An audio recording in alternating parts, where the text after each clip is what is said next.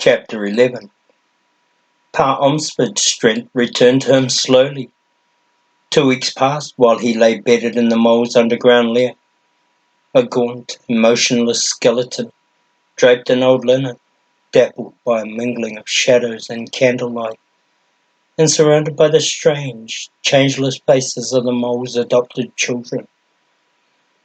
Time had no meaning at first, for he was lost to anything remotely connected with the real world. Then the madness faded, and he began to come back to himself.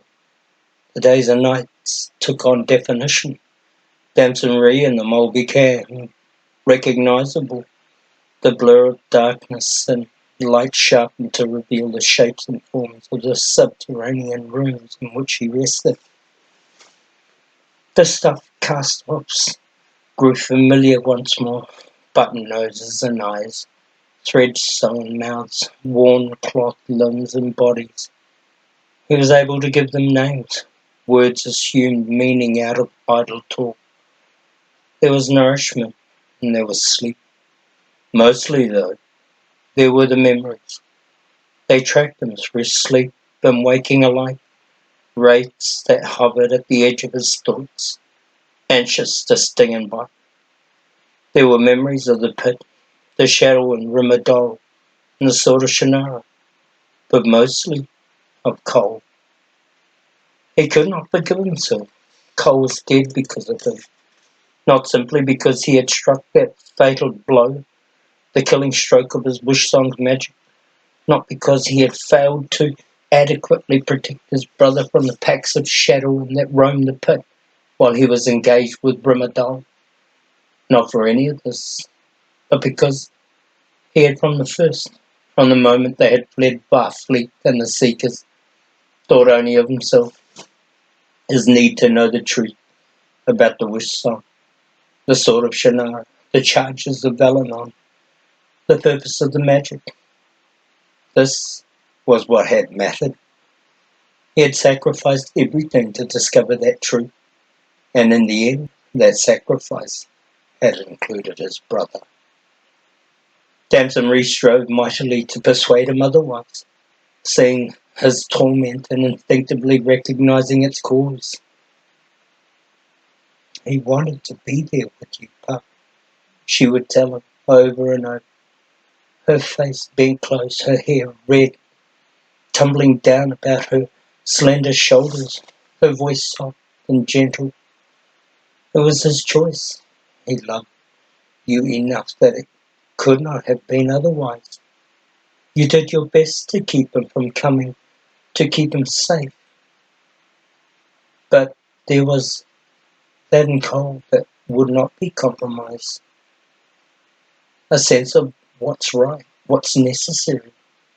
He was determined to protect you from the dangers you both knew waited. He gave his life to keep you safe. Don't you see? Don't be so quick to steal away what that sacrifice meant by insisting it was your fault. There were choices, and he made them.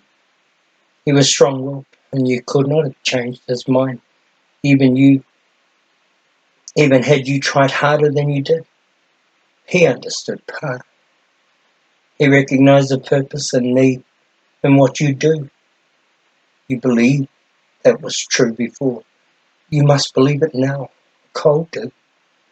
And let his death have been for nothing. But Coll's death might have been exactly that, he feared. And the fear chased him, in his darkest thoughts. Exactly what had his brother's death accomplished? What did he have to show for it? The sword of Shannara? Yes, he had gained possession of the legendary blade of his elven-blooded ancestors. The talisman the Shade of Eleanor had sent him to find. And what use was it? It had failed utterly as a weapon against Rimadol, even after the first seeker had revealed himself as a shadower. If the sword was a necessary magic, as Eleanor had claimed, why hadn't it destroyed his greatest enemy? Worse, if Dal were to be believed, the sword of Shannara could have been his simply for the asking.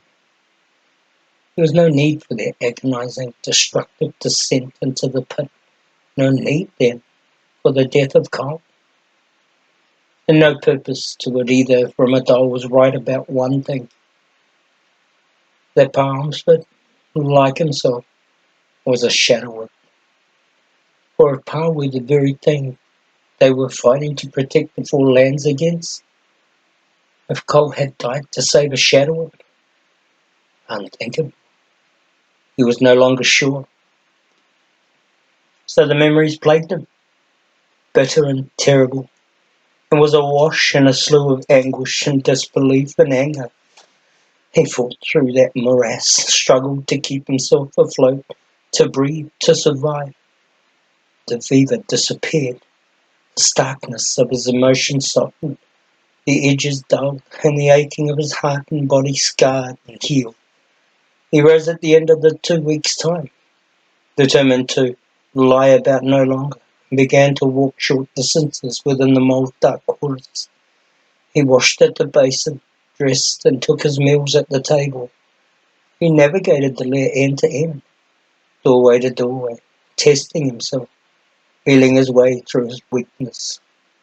He pushed back the memories, he kept them carefully at bay. He did so mostly through simple motion. Doing something, anything, helped to keep him from dwelling so much on what was over and done. He made note of the smells and tastes that hung upon the trapped air. He studied the texture of the ruined furniture, of the various discards of the upper world, and of the walls and floors themselves. His resolution stiffened. He was alive, and there was a reason for it.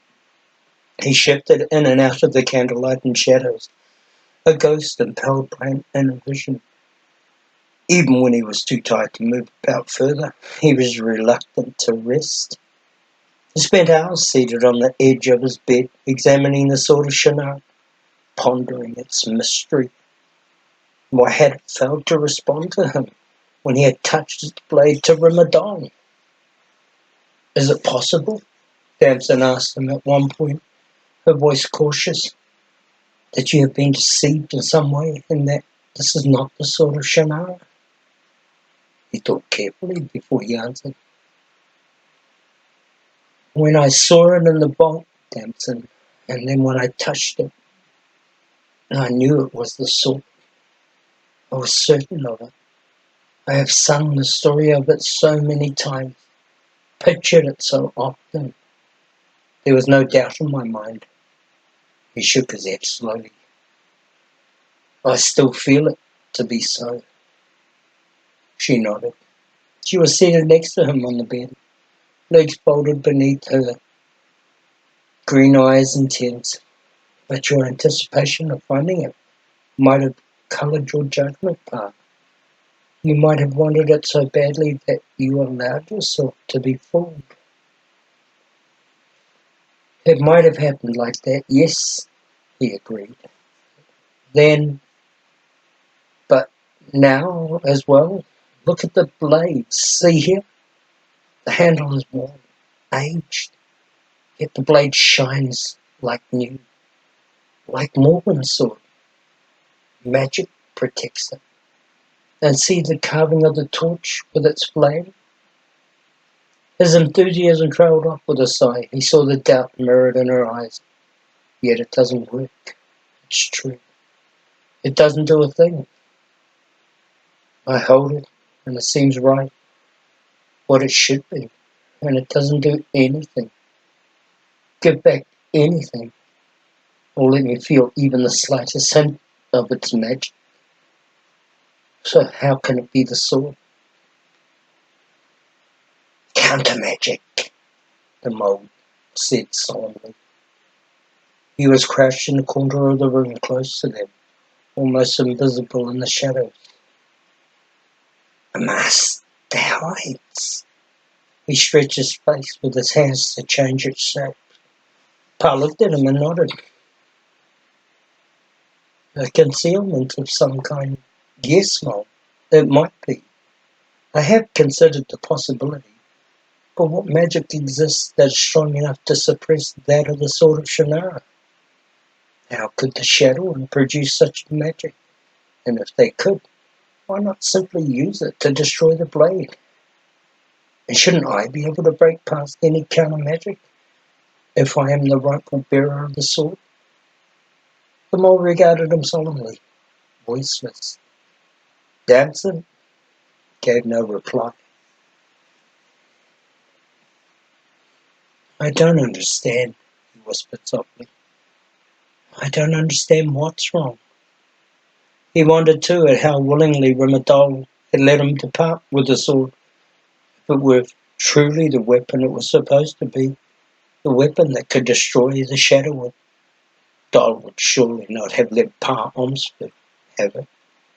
Yet he had given it to the bellman without argument, almost with encouragement, in fact, telling him instead that what he had been told of the Shadow and the sword was a lie, and then virtually proved it by demonstrating that the touch of the sword would not harm him. Pa wandered the mole's quarters with the blade in hand, hefting it, balancing it, working to invoke the magic that lay within. Yet the secret of the sword of Shannara continued to elude him. Periodically, Damson left their underground concealment and went up into the streets of Tysis. It was odd to think of an entire city existing just overhead, just beyond sight and sound, with people and buildings, sunlight and fresh air. Pa longed to go with her, but she wisely counselled against it. He lacked strength, yet for such an undertaking, and the Federation was still searching. A week after Pa had left his sick bed and began moving about on his own, Damson returned with disquieting news. Some weeks ago, she advised, the Federation discovered the location of the Jut. A spy in the outlaw camp apparently betrayed it. An army was dispatched from Tysis to penetrate the Palmer Key and lay siege. The siege was successful. The Jut fell. It was taken close to that time, Pa, when you escaped. The pit, she paused. Everyone found there was killed. Pa caught his breath. Everyone. So the Federation claims. The movement, it says, is finished. There was momentary silence. They sat at the mole's long table surrounded by his voiceless, unseen children, saucers and cups set before them. It had become a mid-afternoon ritual. More tea, lovely Damson, the mole asked softly, his furry face poking up from the table's edge. She nodded without taking her eyes from Pa. Pa frowned. You don't seem distressed by this, he responded finally. I think it odd that it took weeks for word of this victory to reach the city. So it isn't true then. She bit into one of the crackers that the mole had provided for them and chewed.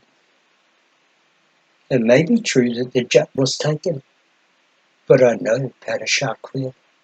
Doesn't seem likely that he would let himself be trapped in his own lair. He's much too clever for that. More to the point, friends of the movement here in the city with whom I spoke tell me that line soldiers of the army claim they killed almost no one, several dozen at most, and those were already dead when the Jut summit was breached. What happened then to the others? There were 300 men in that camp. Besides, if the Federation really had Padishah Queel, the spike is here atop the city gates to prove it. But there's no message from Padishah. She shook her head. And no word of Morgan or Steph, or any of the others. She shook her head again. They've vanished. So, he let the word hang. She smiled ruefully. They finished their tea without speaking. The following day, his body strong and his mind determined, Pa again announced that he wanted to go up into Tysis. He had been shut away long enough. He needed to see something of his own world again. He needed to feel sunlight on his skin and breathe fresh air. Besides, as long as he remained hidden away, nothing was being accomplished. It was time for him to do something. Damson objected strongly, pointing out that he was not yet fully recovered and that it was extremely dangerous for him to go anywhere. The Federation knew who he was now. His description was everywhere. After his escape from the pit, seekers had begun searching the lower levels of the old palace and discovered the tunnels leading in. Now they were searching the tunnels as well. There were miles of tunnel and sewer to search, but the risks of discovery remained. For now, it was best to lie low. In the end, they compromised. Pa would be allowed to go into the tunnels close at hand, as long as he was in the company of Damson or the mole. He would not go above ground, even for a moment. He would go where he was told, and do what he was advised. But at least he would be out of his sick rooms. Pa agreed. He began his exploration eagerly, studying the lay of the tunnels as he trailed after Damson and the mole, mapping it all out carefully in his mind. He tired quickly the first day and had to return early. He was stronger the second and continued to improve.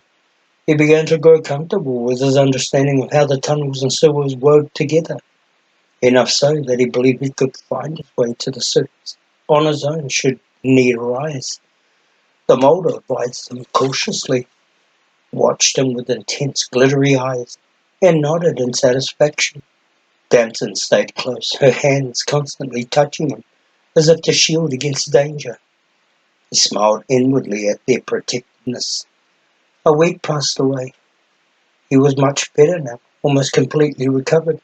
More than a month had elapsed. He had been carried beneath the city of Tysis and placed in hiding.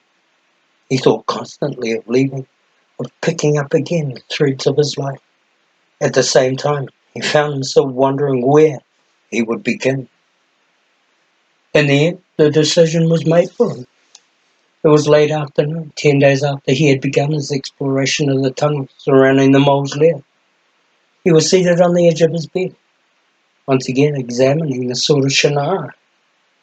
Damson had gone up to the city to see what news she could learn of Padishah and the Federation. The mole was furtive shadow as he passed from room to room, straightening, arranging, and fussing with his possessions. Tea time had come and gone without the girl, and the mole was unsettled. Pa might have been if he had allowed himself to dwell on the matter, but as it was, he was consumed with something else. His memory of the events surrounding the discovery of the sword of Shannara and the death of Coll was still incomplete. The fragments piercing themselves back in place, only intermittently as he recovered to form a complete picture. Now and then, a new piece would recall itself. One did so now. It had to do with the wish song, actually. He remembered all too clearly how his magic had gathered within him, summoned on its own almost, when Coll, the thing that had been Coll, threatened him. Then after Coll was gone and the others of the Shadow and in the pit came for him, the wish song had given him a flaming sword, a weapon unlike anything the magic had ever produced. It had destroyed the Shadowin effortlessly. For a few moments he had been possessed, infused with fury and madness, driven beyond any semblance of reason. He remembered how they had felt, but there was something more, something he had forgotten completely until now. When the Shadowin were destroyed and he had reached down to retrieve the sword of Shannara from where it had fallen, the sword had burned him. It seared his hand like fire, and instantly his own magic had died, and he had been unable to summon it again. Why had the sword of Shannara done that? What had happened to produce such a reaction? He was pondering this, trying to make it fit with what little he knew of the mystery of the sword, when Damson burst through the entry to the mole's subterranean refuge, long-haired as he was, her breathing quick and frightened.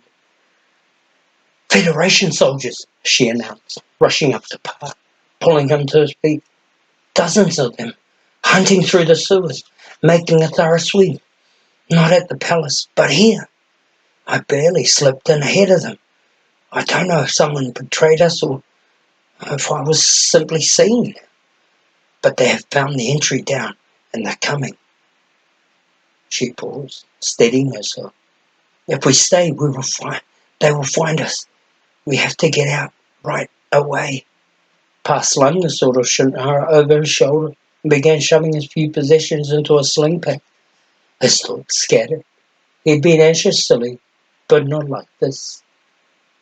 "Mole!" Damson called out, and the furry fellow scattered quickly up to her.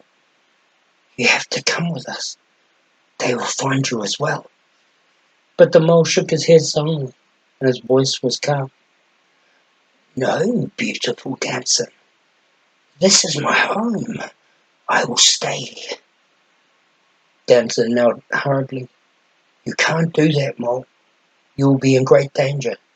These men will hurt you." Pa hurried over. "Come with us, Mole. Please.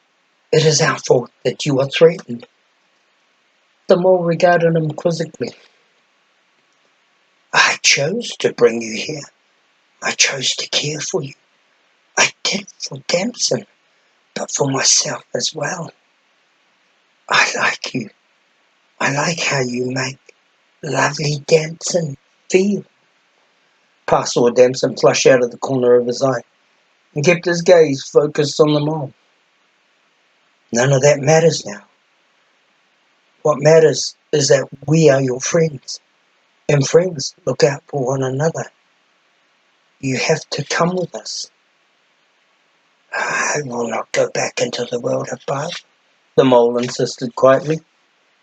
"This is my home. I must look out for it.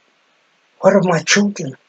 What of Chopped and Little Leader and Westra and Evelyn? Would you have me leave them?" "Bring them if you must." Pa was growing desperate. "We will help you find a new home," Damson added quickly, but the mole shook his head stubbornly. "The world up there wants nothing to do with any of us. We do not belong there, lovely Damson. We belong down here. Do not worry for us. We know these tunnels. There are places to hide where we will never be found. We will go to them if we must." He paused. "You could come with us. Both of you. You would be safe." Damson rose, her brow furrowed. "It will be enough if you are safe, Mole. We have brought too much danger already into your life. Just promise me that you'll go to one of these hiding places now. Take your children and stay there until this hunt is finished and the tunnels are safe again. Promise me." The mole nodded. "I promise, sweet Damson." Damson flew to gather her own possessions, then joined Pa at the entryway. The mole stood looking at them from out of the shadows, little more than a pair of glittering eyes, lost in the jumble of discarded goods and faint candlelight. Damson shouldered her pack. "Goodbye, Mole," she called softly, then lowered her pack, walked to where he waited, and reached down to embrace him. When she returned to Pa, she was crying. "I owe you my life, Mole," Pa told her. "Thank you for everything you have done for me." One small hand lifted in a faint way. "Remember your promise," Damson warned almost angrily. "Hide yourself." Then they were through the entry and into the tunnel beyond, slipping soundlessly ahead. Damson carried no torch, but instead produced one of the strange stones that glowed when warmed by her hand. She used its small, sure light to guide them, opening her fingers to provide direction, closing them again to protect against discovery. They moved swiftly away from the mole's lair, down one tunnel and into another, then up a metal ladder and into a pit. From somewhere distant, they heard the sound of boots scraping. Damson led Pa away from the sound, along a tunnel that was dank and slick with moisture. Already the temperature was rising and the air filling with sewer smell. Rats skittered about in the dark recesses, and water trickled along crevices of the rock. They wound their way steadily through the maze. Voices reached them once, unfocused and distinct. Damson ignored them. They arrived at a joining of several sewerways, a ring pit with water collecting in a deep shadowed well. A central conversion pathway. He was breathing heavily, his strength failing already in the face of this sudden activity. The muscles of his legs and back ached, and he stretched himself gingerly to relieve them. Damson glanced back at him, concern mirrored in her eyes. She hesitated, then guided him forward. The voices rose again, closer now, coming from more than one direction. Torchlight flared behind them. Damson took Pa up another ladder and into a tunnel that was so narrow they were forced to crawl to get through. Dampness and filth soaked into Pa's clothing and clung to his skin. Forced himself to breathe through his mouth, and then only when he could hold his breath no longer. They emerged at the beginning of a wider tunnel, this one trenched down its middle so that there were stone walkways to either side of where the sewer water flowed. A pair of smaller tunnels intersected. There was a flicker of torchlight in each. Damson hurried on. They rounded a bend and found torchlight waiting ahead as well. Damson stopped, shoving Pa back against the rock wall. When she faced him, there was a hint of desperation in her eyes. "The only way out," she whispered, her mouth close to his ear, "lies ahead. If we go back, we'll be trapped." She stepped back so that she could see his response. He glanced past her to the lights approaching rapidly now, and heard the thudding of boots and the first hint of voices. Fear welled within and threatened to drown him. It felt as if the Federation had been hunting him forever. It seemed that the hunting would never stop. So many times he had escaped capture. It could not go on. Sooner or later his luck was going to run out. He had barely survived the pit and the shadowing. He was worn and sick at heart, and he just wanted to be left alone. But the Federation would never leave him alone. The cycle was endless. For an instant, despair claimed him completely. Then abruptly, he thought of Coll.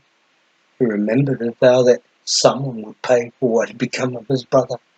Anger replaced the despair instantly. No, he would not be taken prisoner. He swore silently. He would not be given over to Ramadan. He thought momentarily to summon the magic that had aided him in the pit, to call forth that fiery sword that would cut his enemies to pieces. He brushed the impulse aside.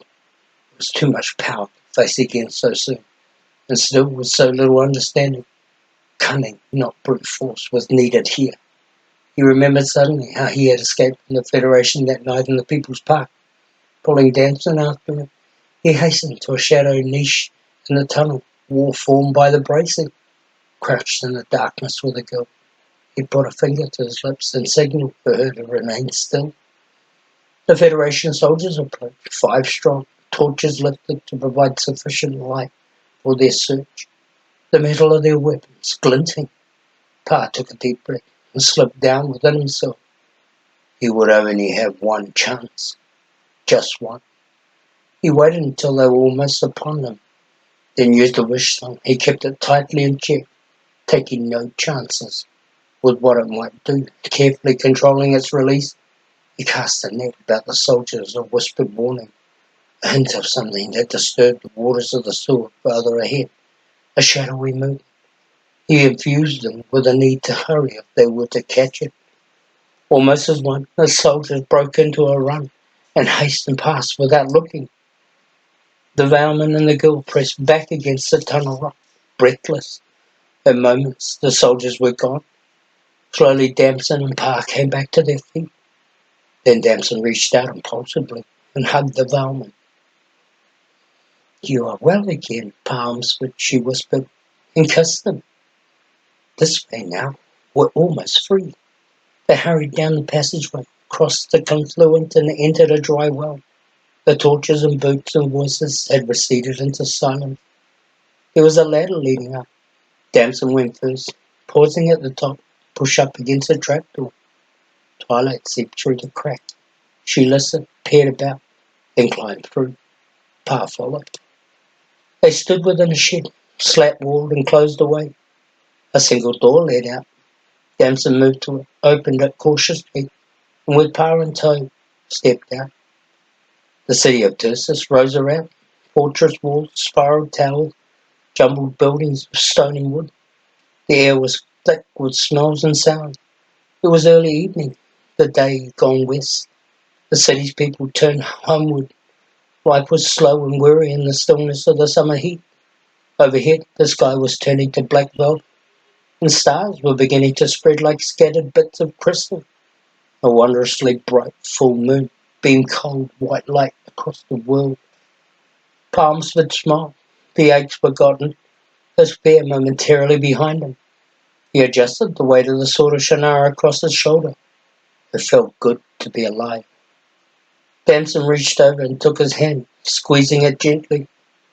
Together they turned down the street and disappeared into the night.